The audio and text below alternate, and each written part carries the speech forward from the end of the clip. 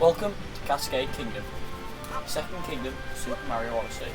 Today, we'll be finding out how well could a human survive in the Cascade Kingdom. If you didn't watch the last episode, here are the rules.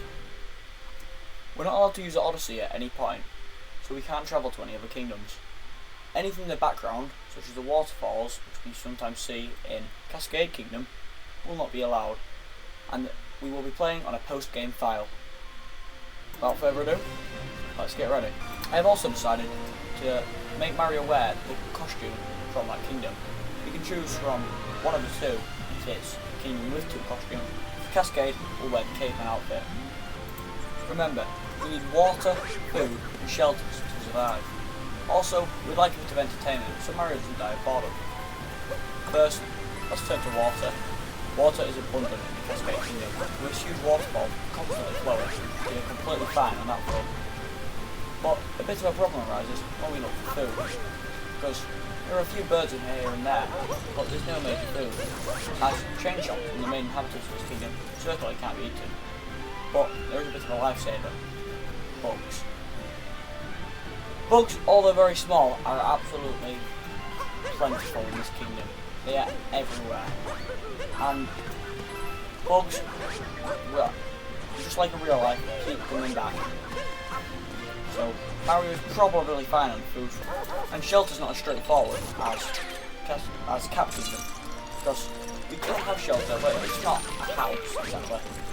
We could shelter here, for example, or we could shelter in the 2D section,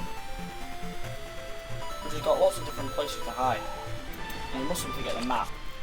This time they must have informed us that it's roughly 84 degrees Fahrenheit, which is between 20 and 30 degrees Celsius.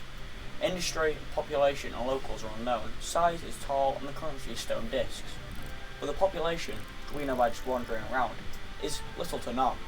So we won't have to share our resources with anyone. So there won't be much help. There also won't be much competition. While the food is debatable if there's enough, or if it's even good at all, we still need to look for entertainment.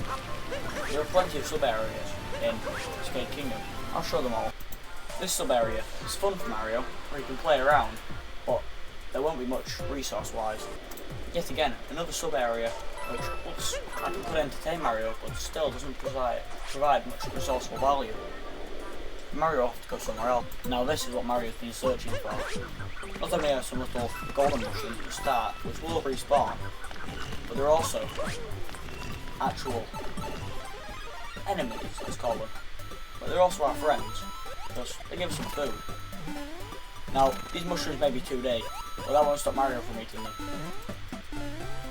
And also, it doubles up as a fun exercise. So Mario will not complain with this sub-area at all. It provides lots of coins, so if international trade does really happen like we discussed in the last episode, then I think it'll be fine. As Mario runs through his sub-area, think, could you survive in Cascade Kingdom? Comment below. Because personally, I think with all these mushrooms, I'd probably be fine. There's a secret moon up there, but the moons aren't really what we're after. There's a couple more things to say. Burbos are here, but there's no way of defeating them and being able to use them. They're prickly little things, and there's no real use to them. There's also another T-Rex sub-area.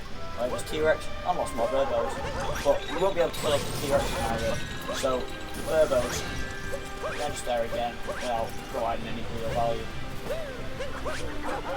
So, looking over Cascade Kingdom, it looks like it could be survivable, but all depends on the circumstances. What if the bugs stop coming?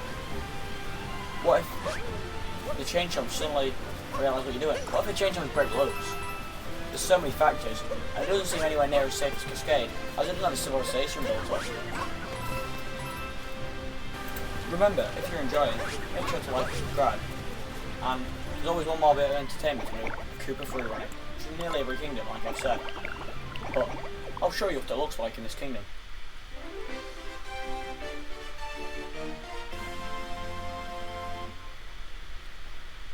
That's where the finish is. If you do DSS, which personally I can't, that would be a piece of cake.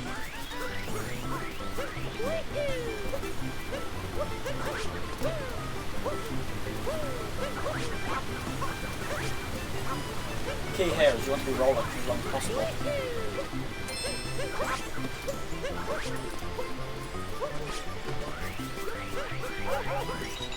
Rolling like this is the fastest way of moving as well.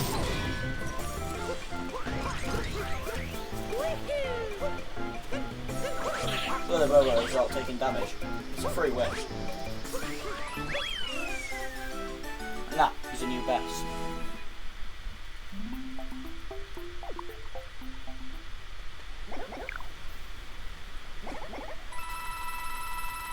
But now, it's time to decide. Could we really survive in Cascade Kingdom? Well, we're going to turn to our tier list, where Cascade, you could probably survive for more than an hour, and days you'd probably be fine, but you certainly couldn't live forever. But realistically, if all the bugs kept on getting eaten, and everything realised what was going on, and you'd be gone in less than a year, because all the food would go. You'd find shelter wise, but if there was one loose chain chomp, if a T-Rex woke up, then I think it's over for Mario. But what do you think? Put your prediction down in the comments for how long you think Mario would survive there. And I hope you enjoyed this video.